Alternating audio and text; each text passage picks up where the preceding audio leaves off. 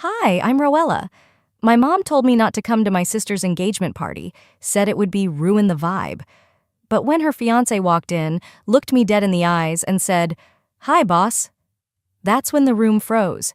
They had no idea I was the woman funding the company that paid for the ring.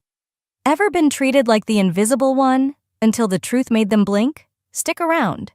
Because this story? It's not about revenge. It's about respect, finally earned the hard way. Before we dive in, what time are you listening to this, and where from? Drop a comment. You're not just a viewer, you're part of this conversation. I didn't expect the message. Not that morning, not after everything I had quietly done for them. I was sitting at the dining nook in my Austin apartment, sipping espresso from the ceramic mug I'd bought in New Orleans last spring. Sunlight streaked across the floor in angles that made everything feel calm.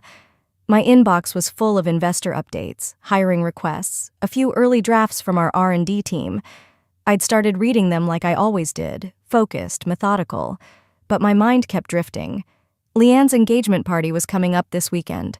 Big house, catered, full of people with LinkedIn-worthy titles and polite artificial smiles. Still, I thought I'd go. It felt like something I should do, like all those other things I'd done for years. Quiet gestures, showing up, smiling through cold silences and conversations that slid around me like I wasn't even there. So I sent the message.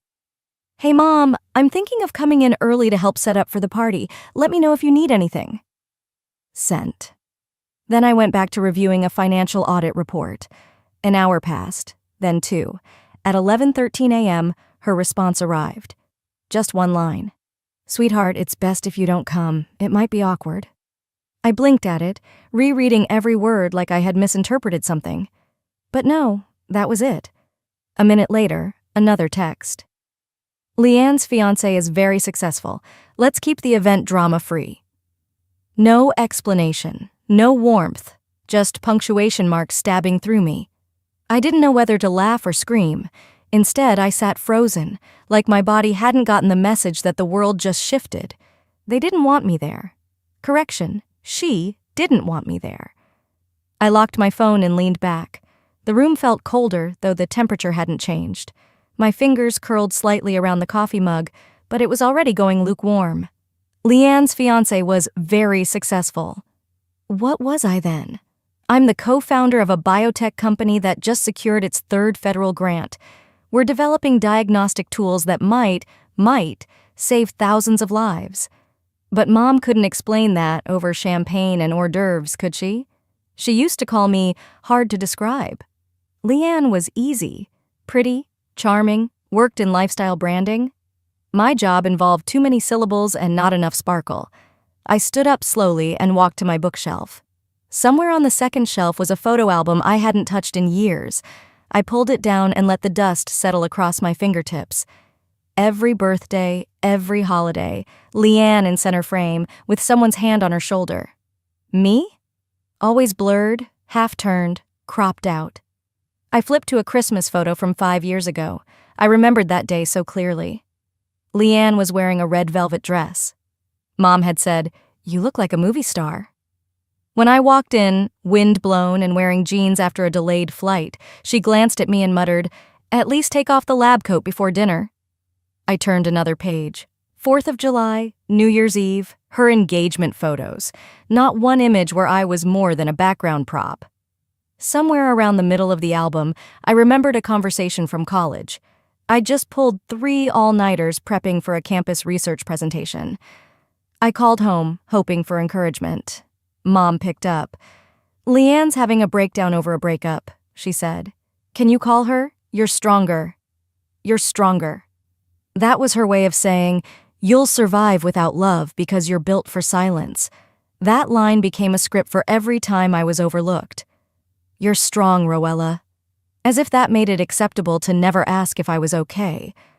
I closed the album slowly, spine cracking with age and disuse. Walking back to the kitchen, I picked up my phone again, looked at the last message. "Let's keep the event drama-free." I deleted the calendar invite, removed the travel plan notification. Then, without even knowing I was doing it, I walked over to my desk, powered up my laptop. The screen glowed to life, showing a photo of me and my team, 6 of us standing outside our Austin office, holding the plaque we got for last year's Innovation Award. I didn't open a work tab. I just stared at the screen. I could almost hear Mom's voice in my head again. "You're strong." No, I wasn't strong. I was tired. Tired of pretending that being erased was normal. Tired of thinking love had to be earned like a salary. I clicked the lid of my laptop shut. That was enough for today. I wasn't going to beg for a seat at their table, because I was already building my own. After I closed the laptop, I stayed there, hands folded, heart still. The air in my apartment felt quiet in a new way, like the silence wasn't empty but intentional. No one called to ask if I was upset. No apology followed, no second message, and I didn't expect one. It hit me more slowly than I expected. The so-called freedom. It wasn't light and liberating. It stung, sharp around the edges. It felt like when you step into a bright room after too long in the dark. Your eyes squint. Your brain resists. There was no dramatic moment, no tears, just that nagging ache you carry when someone makes it clear. They've already chosen who matters more. I didn't go into work that day. I stayed in sweats, cleaned out my inbox, and watched the city shift colors outside my window. People were hurrying to pick up kids, grab groceries, chase errands. And me? I was just sitting in the fallout. The worst part was knowing it wasn't just this one party. That text was just confirmation of what I'd always suspected but never wanted to name. I wasn't one of them. Not really. 3 years ago, on Leanne's birthday, I had rushed over from work, still in my lab coat. I didn't even get to change clothes or wrap the gift nicely. I'd ordered a top-tier health tracker, one of those FDA-approved wearables that actually monitored vitals with medical precision. Something useful. When she opened it, she laughed. "Seriously?" she scoffed. "You always bring weird stuff. How about something fun for once?" The room chuckled with her. Even Mom smiled, trying not to, but failing. I'd seen it. That flicker of embarrassment, like I'd shown up with a used candle instead of something celebration-worthy. No one asked how my clinical trial was going.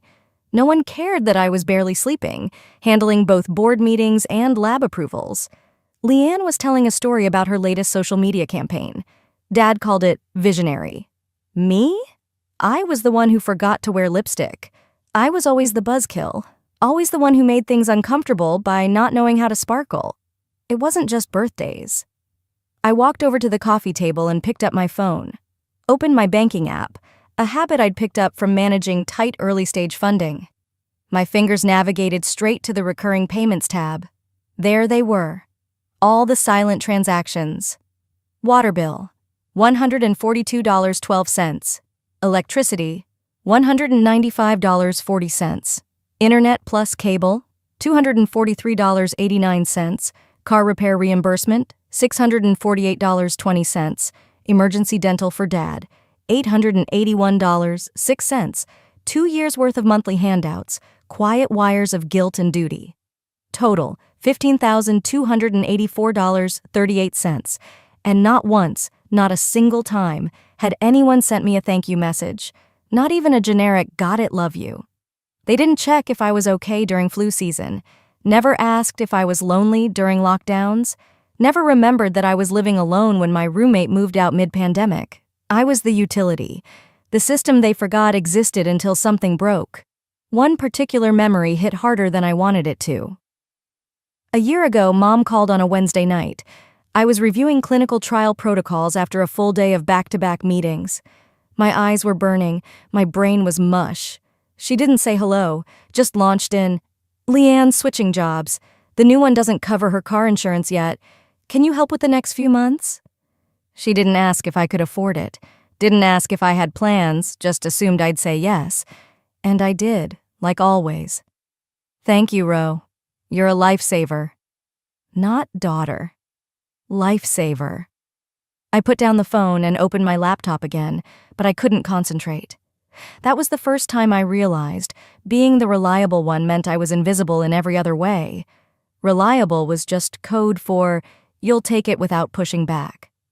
Not anymore. I sat at my desk again, this time for a different reason. I pulled up every single payment portal I had bookmarked. Electric, water, internet, property taxes on the house. Click, Cancel autopay? Click. Remove stored payment method? Click. You will no longer be billed. It took less than 5 minutes to disappear. There was no anger in me. No need for it. I wasn't trying to hurt them. I was just done. Done with being a convenience. Done with being the fallback. I leaned back in my chair, staring at the canceled confirmation screens. One by one, they blinked away like I'd never been there at all.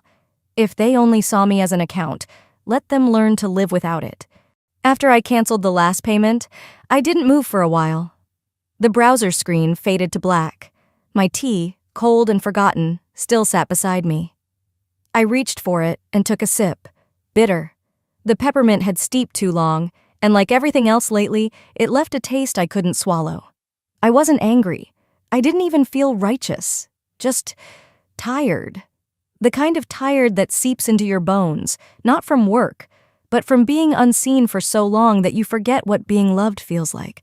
That silence after cutting them off, it should have felt powerful. Instead, it felt like mourning someone who hadn't died, but chose not to recognize you. Maybe they never had. The notifications slowed. The buzzing stopped. The apartment was quiet again. But it wasn't peaceful. It was hollow. I leaned back on the couch, my hand resting on the armrest where the fabric had worn smooth. The same couch where I'd once wrapped a birthday gift for Mom, something I'd spent weeks choosing.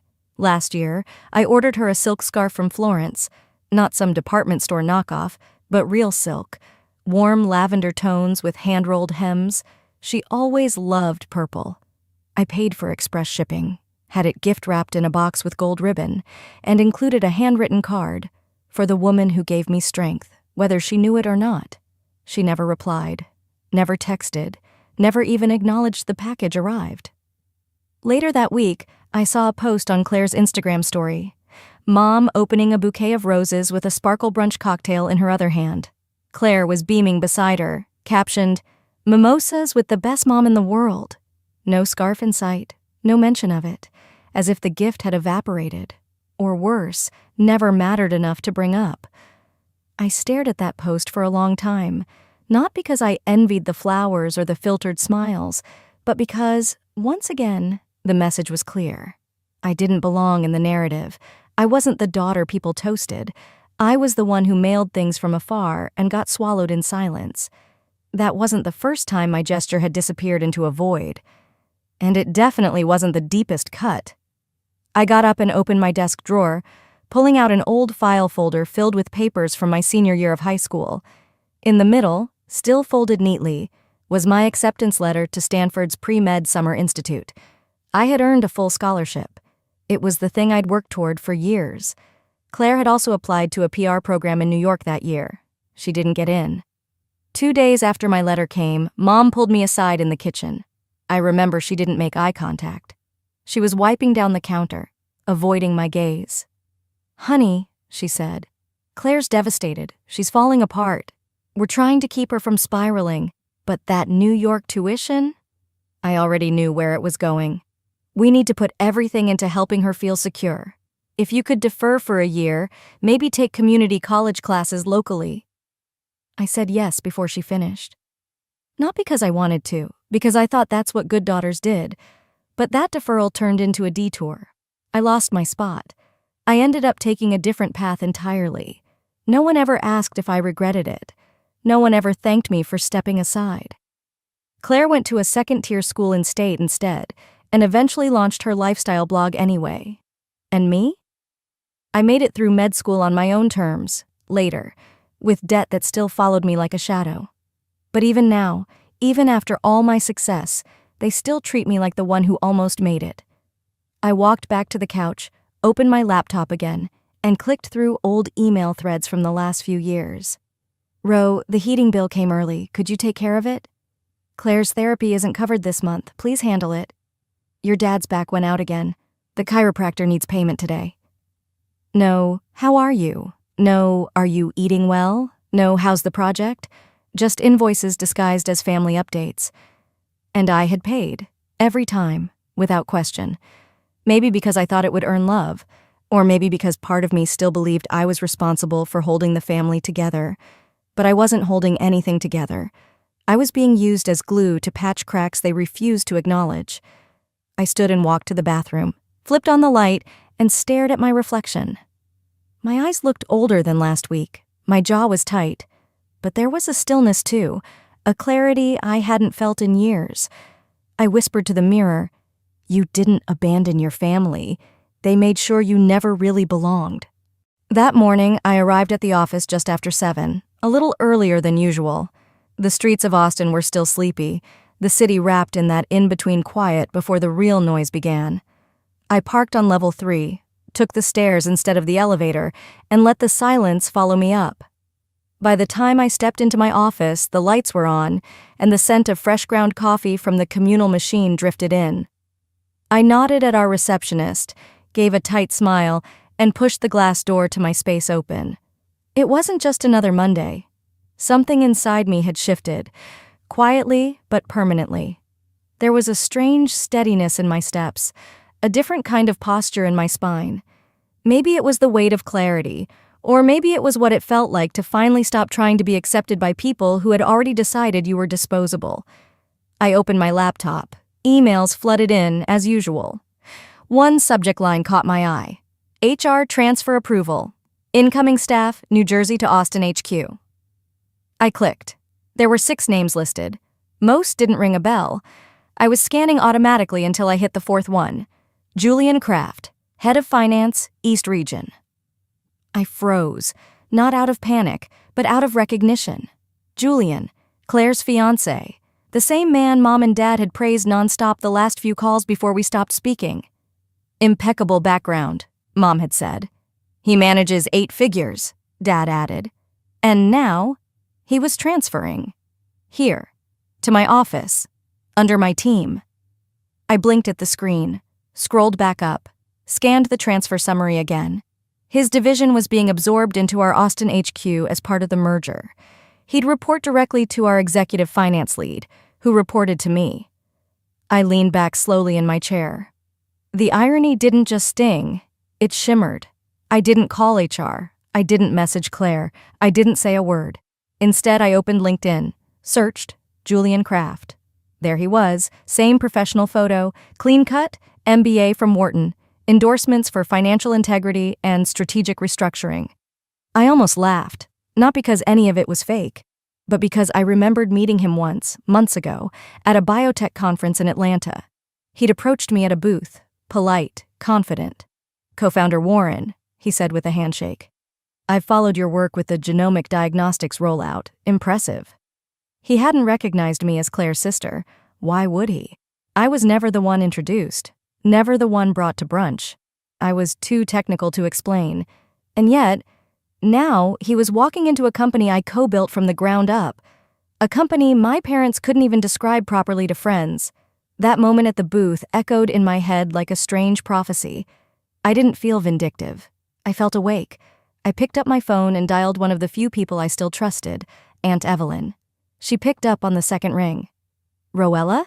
Her voice was warm. "I was just thinking about you." I smiled faintly. "Of course you were." We caught up briefly, weather, health, small things. Then I shifted.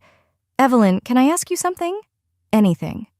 "Do you ever think some families only love the version of you they can explain to others?" There was a pause, not hesitation, just wait. Then she said softly, "Sweetheart, some people never wanted to understand you. That's not your failure, it's their limitation." I closed my eyes. Does it make me cold to let go? It makes you honest, and finally safe. I didn't need a sermon, just that. Just someone to say out loud what I'd known in my bones for years. We hung up after a few more words. I placed my phone face down on the desk and sat there, the transfer email still open in the corner of my screen. I didn't cancel it, didn't flag it for review, didn't forward it to Claire with a snide warning. No need. I just approved the transfer and clicked Mark as read. Life had a way of bringing the pieces together when you least expected it, and sometimes all you had to do was sit still and let it unfold. That Saturday morning, I didn't set an alarm. The sun crept in slowly through the sheer curtains, casting golden slivers on the hardwood floor. I didn't dress up, didn't rush anywhere.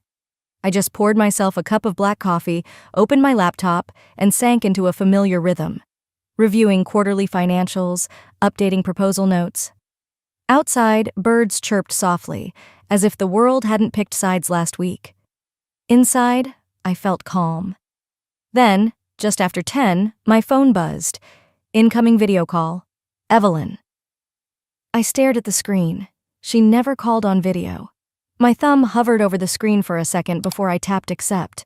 Her face appeared, lit only by a dim flashlight. She looked flustered, her eyes shifting toward something off-screen. "Roella," she whispered. I didn't know who else to call. "Are you okay?" I asked. Before she answered, the camera shifted. It was chaos. The house, their house, was filled with guests, but everything was off. The lights were out. People were murmuring in awkward clumps, some fanning themselves with folded paper napkins. In the background, I heard Claire's voice rising. "Mom, the caterer just left. They said the fridge wasn't cold enough to store the shrimp." Then Mom, "Why is nothing working? Where's the Wi-Fi? I can't call the electric company, it's just looping me." Evelyn whispered, "They don't know I called you." Leanne stormed into view, clutching her phone. "Julian's almost here. I swear, if this party gets ruined over a tech issue, I'll lose it." I said nothing, just watched. Another voice cut through the air, one I hadn't heard in months. My mother. "She's probably sulking. You know how Roella is, always waiting for attention in the most passive-aggressive ways. No one would be that heartless, unless she was trying to get even." My jaw didn't clench. My hands didn't shake. I just kept watching, the phone balanced against my palm like it weighed nothing at all. "She doesn't know you're here," Evelyn said softly. "They don't know you're hearing any of this." "Good," I replied. Then, as if on cue, the front door opened, and silence swept through the room. Julian stepped inside, adjusting his blazer, his face calm but alert. He held a gift bag in one hand, scanning the commotion with growing confusion. Leanne rushed up to him, her voice thin with panic. "Nothing's working, Jules. The lights are out. The internet's down. Everything's going wrong." He nodded, trying to maintain composure. "It's okay. I'll see if I can help." He stepped into the kitchen, just as Evelyn's phone shifted slightly. His eyes landed on me. It took him half a second to connect the face, then another to realize the weight of what he was seeing. "Roella Bundy," he said slowly, brows drawn tight. "You're on this call?" His voice dropped. "You're the co-founder of Novagene?" The room stilled. All the noise evaporated in an instant. Claire turned to look over Julian's shoulder. She squinted at the screen, recognition flooding her face like cold water. Julian's voice was just above a whisper now. "You're my new boss?" Leanne's face contorted like she'd been slapped. Her mouth opened, then closed again. No words, just stunned blinking. Mom took a step back, hand covering her lips. Evelyn adjusted the phone gently. She didn't say a word, didn't need to. Her silence was more honest than anything that had ever come from that house. I looked at Julian. "I hope your introduction goes smoothly," I said evenly. "Welcome to the team." Then I ended the call. Just like that. No gloating, no explanations, just a clean break, like scissors through ribbon. I set the phone down on the counter, walked to the sink, and rinsed my coffee cup. Outside, the day had turned bright, the kind of brightness that felt like a fresh page. I dried my hands and returned to my desk, flipping back to the spreadsheet I'd been working on. Numbers didn't judge, they didn't lie, they didn't pretend not to know you at parties, and then beg for recognition when the lights went out. Let them sit with it. I returned to the office on Monday with the same energy I always carried, focused, intentional, calm. The kind of calm that came from knowing I didn't need to prove anything anymore. No one had reached out, not Leanne, not Julian, certainly not my parents. Not even a vague, empty text saying, "Can we talk?" The silence confirmed it. They were too stunned, too embarrassed, or too entitled to acknowledge the truth that had walked into their living room via a video screen, and I had no plans to chase any of them for closure. They had made their choice, and I had made mine. That evening, around 6:30, as I was folding laundry while waiting for a call from our legal team, I heard a knock on the door. Not the kind of tap that neighbors used when they needed to borrow sugar. This knock had rhythm, intent. I walked over, expecting maybe a courier with a misdelivered package, but when I opened the door, I froze for just a second. Standing there, straight-backed and oddly formal, were my parents, Martin and Sharon. Dad had that half-pleasant smile he always wore when asking for favors. Mom clutched a small tote bag, her lipstick slightly smudged, eyes wide like she was trying too hard to look together. "Can we come in for a moment?" Dad asked, voice carefully neutral. I didn't say anything, just stepped aside and gestured toward the kitchen. They walked in like they were entering a stranger's home, and maybe in some way they were. They sat at the table like they were rehearsing a play. I poured 2 glasses of water and set them down without a word. "Look," my dad started, adjusting his sleeves. "We're not here to fight. It's just, things have been hard since Saturday." "Claire's a mess," Mom added quickly. "She hasn't been eating. Julian hasn't been returning her calls. You know how sensitive she is." I waited. The real reason was coming. My father leaned forward slightly. "Your mom and I were wondering if you could help out a bit. We're not asking for anything extravagant, maybe $2,000 a month, just to keep things running smooth." That was it. No apology, no mention of the years I spent paying their bills without a thank you. Just straight to business. As if Saturday had been a technical glitch. As if I hadn't heard them accuse me of heartlessness behind my back. As if nothing had changed. I didn't raise my voice. I didn't flinch. I stood, walked to the bookshelf, and pulled out a small folder. From inside, I took a single page and slid it across the table. "What's this?" my dad asked, narrowing his eyes. "A contract," I said. "If I'm expected to contribute $2,000 monthly, Claire will contribute $1,000. And when you both pass, all assets, including the house, are legally willed to me." My mother's jaw dropped. My father's face darkened. "We raised you for 30 years, and now you want a contract?" I looked him dead in the eyes. "No, I want clarity. I want fairness. I want something I've never been given in this family. Respect." He slammed his hand on the table, making the glasses shake. "Unbelievable. We ask for a little help and get legal terms like we're strangers." I didn't blink. "Strangers don't forget your birthday," I said quietly. "Strangers don't call you embarrassing for working in a field they don't understand." Mom reached over, her tone soft but trembling. "We didn't come to argue. But Claire, she's delicate. She's not as strong as you." I laughed. Not loudly. Just a tired, bitter chuckle that echoed everything I had swallowed over the years. "Right, I'm strong. That's why you never asked how I was sleeping when I was juggling clinical trials and hospital budgets. That's why you called me when the pipes burst, but never when I published research in Nature." She looked down. Dad didn't. Instead, he stared hard. "You're turning your back on your family." "No," I said. "You turned your back when you told me not to come home. I'm just finally listening." Silence stretched, tense, loud in its judgment. Then I remembered a flash from years ago, one summer when the AC broke and they called me home from a Seattle conference. Claire was in Paris, sipping wine and photos. I was under a crawl space, holding a wrench.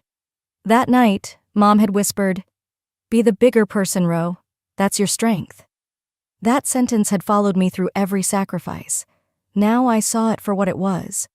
Not praise, but permission to be used. Dad stood up fast. "Come on, Sharon, we're wasting our time." He grabbed the paper from the table and crumpled it in one hand like it insulted him. My mom hesitated. Then she stood too, eyes misty but not sorry. "We didn't raise you to be this cold." I followed them to the door, holding it open. "You didn't raise me," I said calmly. "You raised Claire. I raised myself." And I closed the door behind them. The day after my parents walked out of my apartment, I slept better than I had in months. The silence wasn't loud anymore. It was liberating. I went to the office, caught up on paperwork, even laughed once during a Zoom meeting with our clinical research partners. The storm had passed, and for the first time in a long while, I wasn't waiting for lightning to strike again. But on the third day, it came. My phone lit up during a late lunch. A voicemail from Claire. Just seeing her name gave me pause. I pressed play, holding the phone slightly away from my ear, already bracing myself. Do you have any idea what you've done, Roella? Her voice was shaking, not with sadness, rage. Julian won't talk to me. Mom's barely spoken since the party. You humiliated all of us, and now I hear you're demanding property? Who does that?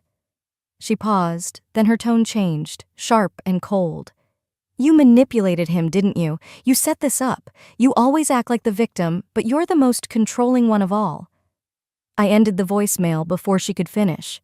I didn't need to hear the rest, but I already knew what came next. That evening, as I was preparing dinner, I opened Instagram and saw her story. Just a black screen with white text. Some people pretend to be empowered, but really just manipulate behind a lab coat. Beware the quiet ones. Subtle enough not to name me. Direct enough that anyone close would know who it was about.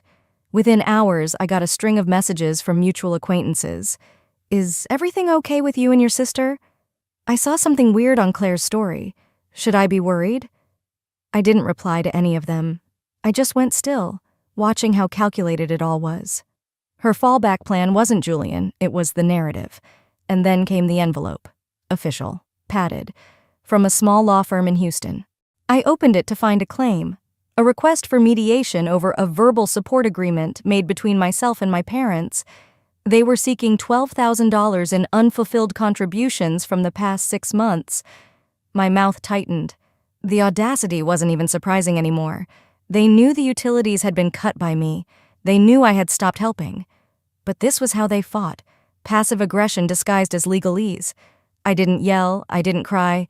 I scanned the letter, took a photo, then forwarded it to my attorney with a single sentence. Document everything. No response for now. I didn't even flinch. And Claire? I blocked her on every platform, text, call, email, even LinkedIn. I was done playing in the sandbox she still mistook for a chessboard. The next morning, my assistant, Kelly, popped her head into my office just before a team meeting. Hey, just so you know, Julian stopped by HR this morning. Looked like he hadn't slept in days. I raised an eyebrow but didn't look up from my laptop. Did he ask for me?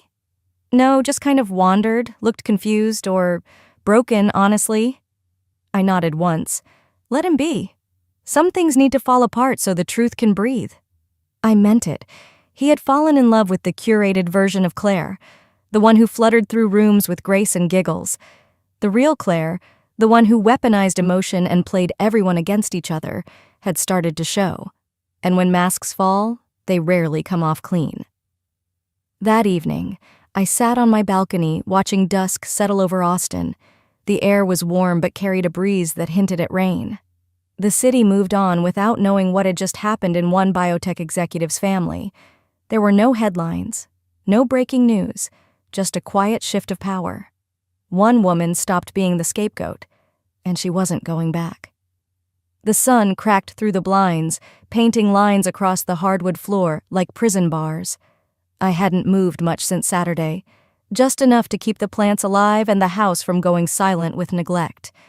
And yet my world felt cleaner somehow. Emptier, yes, but honest. I was sipping lukewarm coffee when I spotted it, an unread email buried between supplier updates and grant cycle reminders. Subject, apology and goodbye. I hesitated, then clicked. I've been thinking about everything, about Claire, about the engagement, about you, and I'm ashamed. Not because of anything you did, but because I let someone else define who you were. I saw your name on the org chart every day, and still, I didn't look deeper. Until now. I'm ending things with Claire. Not out of anger, but out of clarity. She's not who I thought she was. I'm sorry, and I respect you more than you know. I stared at the screen, not breathing. A part of me waited for a second email saying, just kidding. But no, that was it. I placed my mug down gently, as if any sudden movement might shatter this fragile moment of truth. Then I leaned back in my chair and let it sink in. I didn't feel triumphant. There was no thrill, no victory dance, just quiet. By evening, my phone buzzed again. Claire, a text, then another, then a third. I know you're probably enjoying this, but please, can you talk to Julian for me? He's confused. You're his boss. If you say something, he'll listen. Ro, I know you're still mad, but this isn't fair. You win, okay? Just fix this. I stared at the messages without emotion. And then, with the calm of a surgeon, I typed, Julian left because of who you are, not because of anything I said. I didn't even wait for a response. Instead, I walked outside to the balcony. The sky was bruised in streaks of purple and orange, like it too had been through something today. My phone vibrated again, but I didn't check it. The next morning, I finally looked. Claire had written, You're right, but I don't want to lose him. Please, just this once. No demands, no insults, just desperation. And yet, I felt nothing. I didn't respond, not out of cruelty, but because there was simply nothing left to say. I returned to my apartment, pulled out an old vinyl, something jazzy, something low, and let it spin in the background while I tidied the kitchen. I let the silence thicken, not as punishment, but as protection. Not a tear, not a smile. Just this clarity I hadn't known I needed. Sometimes silence is the clearest answer. The rain had stopped overnight, leaving a film of silence across my apartment windows. I made coffee, the kind I reserved for weekends, deep, earthy, with a touch of cinnamon. I didn't check my phone. I didn't need to. A week had passed. No calls, no messages, no apology from Claire, nothing from my parents. That kind of silence used to terrify me. Now it just confirmed what I already knew. When people can't manipulate you anymore, they tend to vanish. It wasn't shame keeping them away. It was the loss of control. Monday morning eased in like any other. My calendar was packed, FDA meetings, internal lab check-ins, onboarding for a new analyst. But the tension that used to sit in my shoulders was gone. I stepped into the lab, greeted by the gentle hum of centrifuges and the buzz of purposeful chatter. Julian passed by in the hallway. We exchanged a polite nod.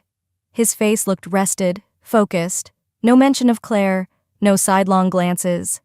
He respected the boundary, and I respected the man who chose truth over comfort. At 11:30, I had a call with our international collaborators in Berlin. By 2 o'clock, I was deep in data from our most recent trial. There was no chaos, no emotion, just work and a strange sense of wholeness. On Sunday, I drove down to San Antonio. The sun was low when I parked near the old public library I used to walk past on my way to school. I didn't visit the house I grew up in. I didn't need to see the swing Claire used to hog or the porch light that never blinked when I came home late from study sessions. I just walked. Past streets whose names I still remembered, past a corner bakery that once smelled like cinnamon rolls and disappointment. It wasn't sadness, it was release. Those sidewalks didn't hold me anymore. They were just concrete now, not memory, not meaning, just streets. I met Aunt Evelyn at a small cafe near the River Walk that afternoon. She greeted me with a soft hug and a longer pause before speaking. "You look lighter," she said, sipping her tea. I smiled.